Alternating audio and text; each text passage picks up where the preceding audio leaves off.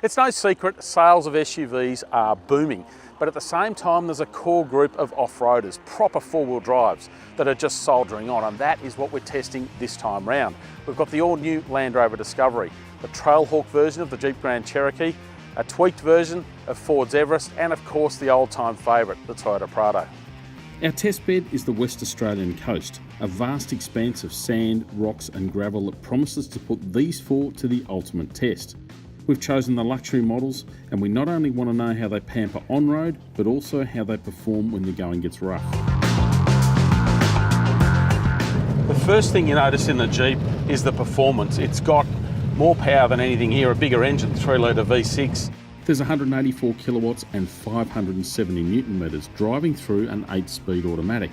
And because it's smaller than the others, it's also lighter, something that also helps the performance. The throttle response isn't always brilliant, mixed with a tiny bit of turbo lag. It just occasionally takes a while to wind up, but once it's going, it's smooth, refined and punchy. It's the suspension and tyres and off-road ability that really define the Trailhawk. So this car really works nicely in the rough stuff. You've got the Kevlar reinforced tyres, which give you a bit more confidence in firing along on roads like this. Being able to lift the suspension as high as you can is a real advantage when you're talking some tough terrain. That said, the Grand Cherokee doesn't match the others with wheel articulation, how far the suspension will compress and droop, so it doesn't take much to kick a wheel in the air. And the all-wheel drive system does a really nice job. You've also got these various modes that you can dial up. Now around here, we've obviously been using the sand mode quite a bit to get up and over the dunes pretty easily. It does a really nice job of apportioning the drive to the wheel that needs it best.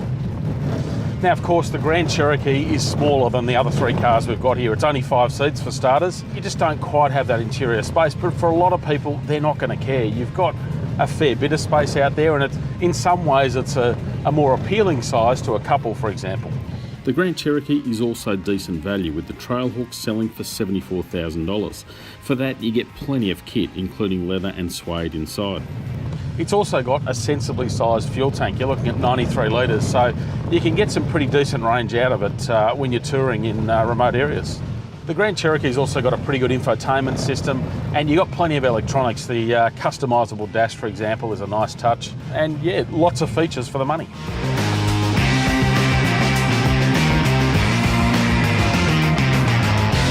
The Prado is a chunky machine, and you get that the second you step in it, from the steering wheel to the size of it, and that is one of the big appeals. It's a big car, and there's loads of space. But the big win with the Prado is the fuel tank. It's 150 litres, which is massive, so you can comfortably get more than 1,000 kilometres. Even when you're towing or driving off-road, you'll do big Ks before having to stop for fuel. And that is a massive win out here. The engine, it's okay, but it's a 2.8 litre 4-cylinder turbo. It's the least powerful by a fair margin of all the cars we've got here. It's all about torque, obviously, but even then, it's okay rather than being special.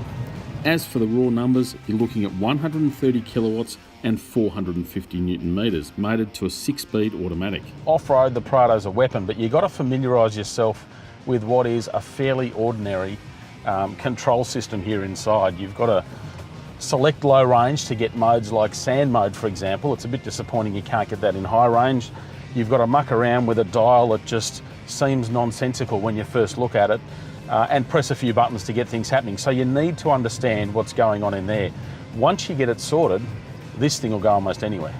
Now the Prado has a rear diff lock, but it's also got a centre diff lock. So that's a real win when things start getting pretty sticky. We're talking almost $86,000. Thankfully, it does come generously appointed, with things such as a screen in the rear to keep the kids entertained. But whether you're on-road or off-road, it's pretty clear the Prado's about comfort and doing things in a cruisy manner rather than pace. Everything's a bit sloppy and wobbly, but the advantage of that is that it somehow feels fairly natural on roads like this. It just ambles along. It is not cheap though, especially once you get to this Kakadu model that we're driving.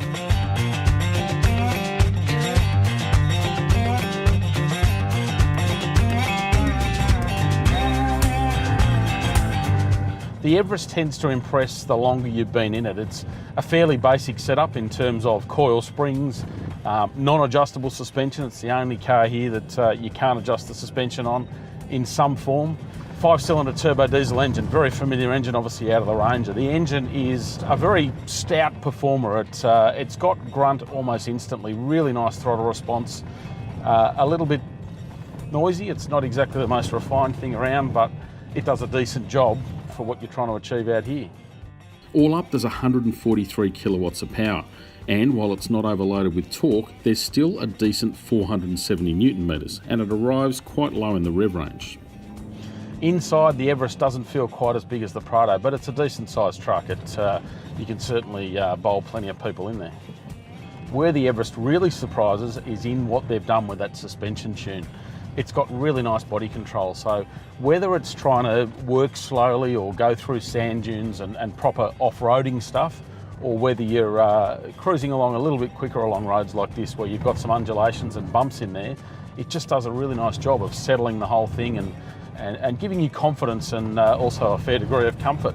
But the big change with this car we're in is the tyres and suspension. You can now get the titanium, this top of the range one, with the smaller tyres, which works better out here. You're less chance of getting a puncture. And the car still drives nicely.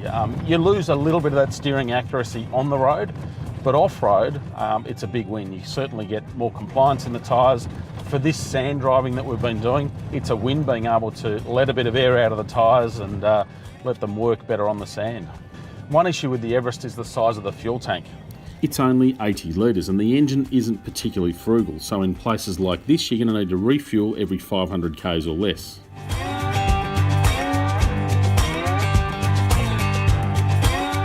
Everything about the Discovery is more, the most obvious of which are more money and more luxury. You get in this thing and instantly it's next level. This car is a real sense of occasion, from all the trims and materials and the presentation to the way it drives. It is a supremely comfortable machine. And even once the going gets a little bit rough, it's still got that comfort factor. It's also borderline sports car, at least as much as a 2+ tonne four-wheel drive can be. The steering's quite sharp. It feels really nicely controlled and it just does a really good job. You can see yourself whiling away the miles, no problems in this thing. There are also little hints of clever pretty much everywhere you look, from the centre console that's got storage behind it to the four-wheel drive system and just the way everything works. It's a clever car. It's also a weapon off-road. Like the Jeep, it has independent suspension front and rear, but it has far better articulation, a product of the ground-up development that is focused on raw ability.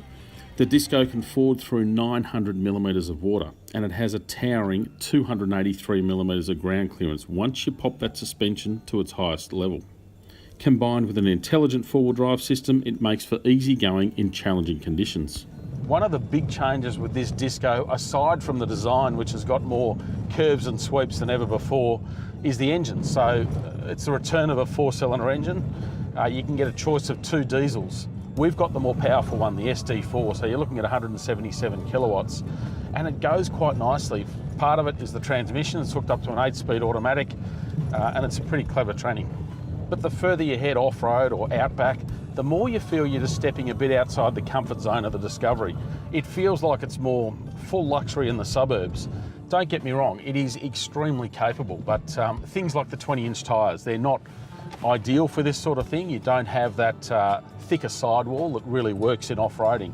That said, they're doing a great job so far. And they continue to do a terrific job the harder we punish them. One tiny thing, if you get stuck, and we did manage to get stuck in the soft sand, the tow recovery point at the front, you've actually got to take a piece of the car off just to access it, so not ideal. As for the price, the Disco is by far the most expensive here. This HSE SD4 model we're testing is almost 97 grand, and for that you still have to spend more on things that really should be standard. Stuff like blind spot warning or heated seats. But not enough to stop the Discovery from taking the win in this four-way shootout. With a luxurious and functional body, punchy and fuel-efficient engine, and superb off-road credentials, it justifies its price premium nicely. The Toyota Prado, it's a fine runner-up. As well as its huge 150-litre tank, it's the sort of car that doesn't mind getting its tyres dirty. The Ford and the Jeep, well, they each have appeal for very different reasons, but each is ultimately outclassed this time around.